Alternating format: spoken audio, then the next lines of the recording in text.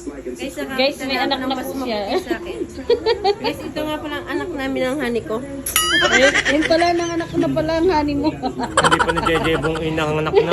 Wala na anak sa buho. Kailan kaya, kanino kaya nagpatira? Dito Chumel. Nagpataas lang ng mattress kay Chumel. Biglang nagka-supling. Ay, tinaas. Ano, itinaas? Ah, Beshi. Ba't ka naman? Ah, inso. Ngayon, may pag-aanak si Kulot nang wala naman sa oras.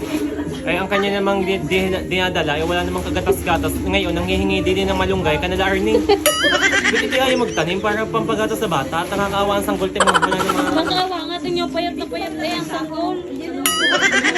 Patayin nga ng sanggol mo. Patulugin mo ang anak mo, Kulot.